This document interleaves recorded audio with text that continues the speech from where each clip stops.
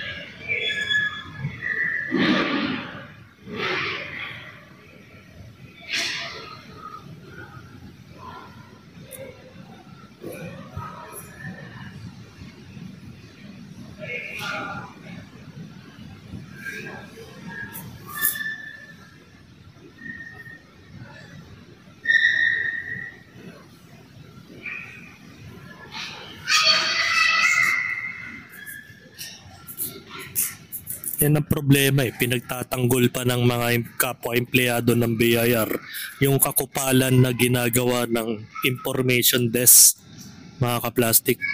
So alam ninyong mali yung ginagawa ng mga empleyado nyo, wag nyong ipagtakpan. Parang tinotolerate ninyo mga ka-plastic na tama yung ginagawa ng empleyado ninyo na minamata yung mga customer ninyo. Diba? Wag namang ganun. Wag nyo namang ipakita na kayo ay binabayaran ng tax ng mga sambayan ng Pilipino para magtrabaho dyan. Tapos ganyan yung ipapakita mong attitude. Diba? That's the simple logic para sa mga taong sa mga taong nagtatrabaho dyan sa BIR. Tapos yan yung ipapakita ninyo.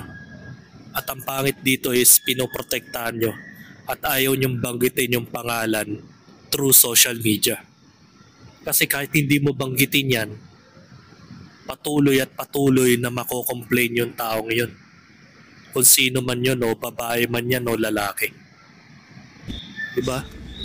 Ano na lang kung matanda yung nakaharap niya, walang pinag-aralan. Ako nga college graduate eh. Marami po siyang mensahe. Grabe. Ginawa niya pang problema yung tao. Problema niya yung problema siya ang problema. Grabe. Diba? What if mga PWD ang mga naging customer niya sa information desk? Tapos papakitaan mo ng hindi magandang asal. Ano na lang ang magiging damdamin ng mga PWD at mga senior citizen? Di lalong mas masasaktan yon kung ito nga si ate umiyak na sa sobrang frustration. Yun pa kayang mga matatanda na mabababa lang ang tempered. Diba? May possibility na talagang magkakaroon ng problema yung BIR branch ninyo dyan. At hindi man lang sinabi kung saan branch ito. So malalaman natin yan sa 24 oras. So panoorin natin yung video. Narito po yung video at ikikwento ng 24 oras ang nangyari sa pagmamaliit ng customer dito sa BIR. Manong maliit. Sa halip na magandang serbisyo, pambabastos at pangmamaliit umano natanggap na isang babaeng kumukuha ng TIN ID sa BIR Novaliches sa Quezon City. Terminated na sa trabaho ang inirereklamong empleyado. Nakatutok si Ma'am Gonzalez. Napagulgol na lang ang babaeng ito sa videong ipinost sa TikTok matapos umanong maliitin at bastusin ng isang empleyado ng Bureau of Internal Revenue o BIR habang kumukuha ng kanyang TIN ID. Bakit ganyan ng employee niyo? Report mo. Ano ba yun? Bakit nasa government kayo? Grabe. Grabe. Ang tulong. Pero tayo tao dito. Kwento ni Nika Cadalin, pumunta siya sa BIR Novaliches nitong Lunes para magpagawa ng TIN ID para sa trabaho. Ilang beses na umano kasing nag-error nang subukan niya ang Online Registration and Update System o ORUS. Pero pagdating sa BIR Novaliches, nainis umano ang humarap sa kanya dahil hindi siya nag-online transaction. At nang ipaliwanag nag-error ang sistema ng BIR at ipakita pang hindi ito gumagana sa kanyang cellphone, pinayuhan siyang umulit sa ibang oras o pumunta sa BIR National Office. Ayon kay Nika, maigsi ang PC ng empleyadong nag-asikaso sa kanya na batay sa mukha na papikit-pikit pa umano ay nagpipigil ng inis. Higit dyan, Nakaka-insulto lang na all throughout our conversation, nag-i-English talaga siya. Na para bang gusto niyang ipamukha sa akin na na dapat ko maintindihan lahat. Sobrang impatient niya. Yung sarcasm, yung parang magmumukha ka talagang bobo. Dapat hindi ko daw maintindihan, paulit-ulit nga lang daw siya ng sinasabi. Hindi din pinunan niya ang Di lang naman dyan sa BIR nangyayari yan, mga kaplastik eh. May mga instructor sa eskwelahan na wala namang halos tinuturo sa mga mag-aaral niya, pero ang lakas magreklamo sa GC na parang pinamumukha nila sa mga estudyante niya na walang ginagawa at tamad gumawa ng mga assignment at projects. Diba? Paano gagawa ng projects ang isang tao kung wala ka namang binibigyan na instructions? Tapos mamalditahin mo sa GC na parang wala kang pinag-aralan kung magsalita. Diba? Simpleng logic lang yun eh. Ikaw na may tinapos sa pag-aaral at profesyon ka na nagtuturo sa isang eskwelahan, wag mo namang parang Marang minamaliit mo yung mga ibang estudyante na hindi mo tropa. 'Di ba? Tapos ganyan ang gagawin mo. Mamatayin mo. Tapos papangitan mo yung grades ng tao kahit na nag-e-effort yung tao. Parang ano pa ba ang mangyayari sa atin dito? Naglolokohan na lang ba tayo? Na gumagawa ng tama yung tao sa activities, assignment, project. Tapos hindi mo pala bibigyan ng magandang grades yung tao. Ganito rin ang nangyayari sa BIR. Walang pinagkaiba. Kumbaga, ginagawa kang bobo. Na alam mo naman talaga ang instructions kung paano gumawa ng TIN ID, magpagawa ng TIN number. Kumbaga, hindi mo na kailangang 2 beses na turuan ka eh. Ang problema lang kasi, tamad yung kausap mo. Na parang ini-insist ng taong yun na parang naituro ko na sa'yo yan ah. Parang ganon yung reaction niya eh. Parang ginagawa kang tanga. Na alam mo naman na ang hinihingi lang naman niya yung guidance. Tapos gagawin niya, tatarantaduhin niya yung tao.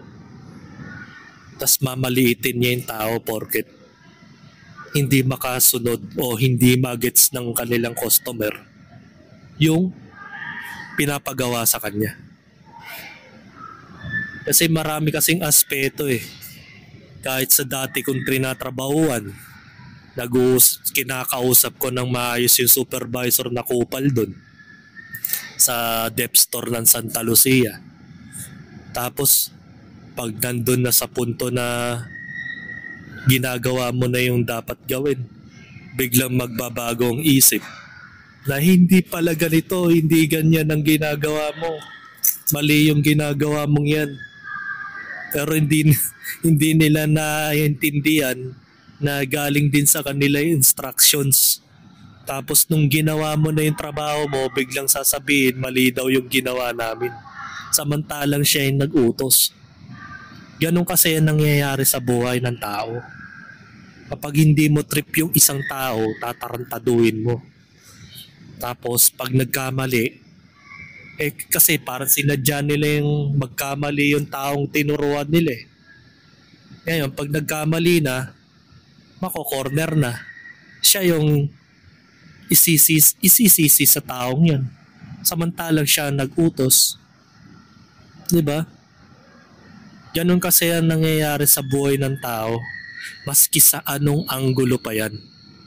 Mapa-BIR man yan, gobyerno, eskwelahan, trabaho.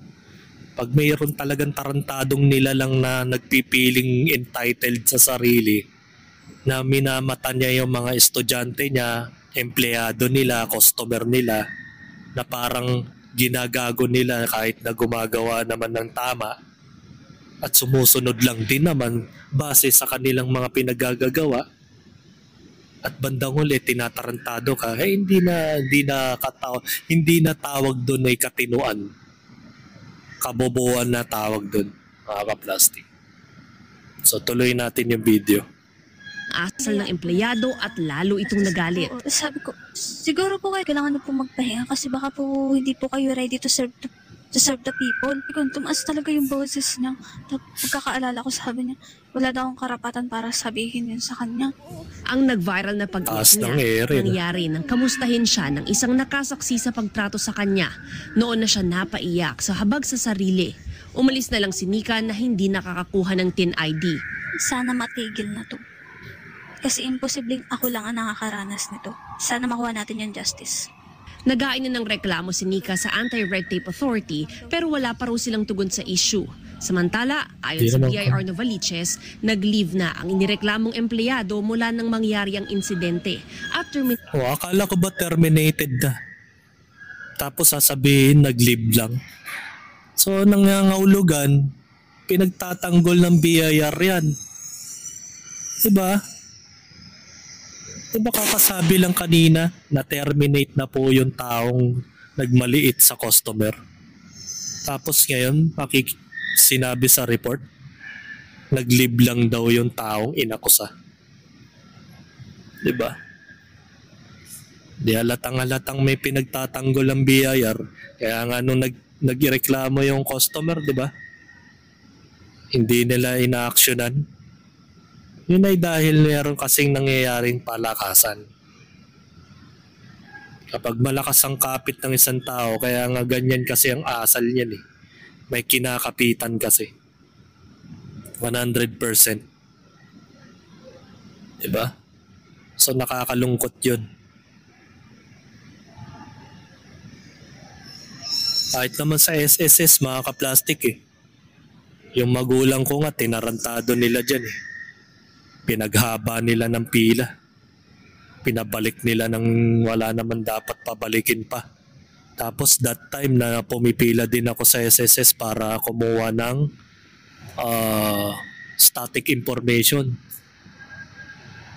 Meron isang customer doon na nagwawala dahil yung gwardiya nila uma-attitude. Dahil cut-off na raw, di na daw sila tumatanggap. Samantalang 3:00 pa lang ng hapon yun. Diba ang sarado ng office nila is usually 5 o'clock. Pero ang nangyayari, 3:00 pa lang nagka-cut-off na yung gwardiya. Tapos ang pangit pa doon, yung pilahan sa SSS Marikina branch, dadalawa lang yung taong gumagalaw.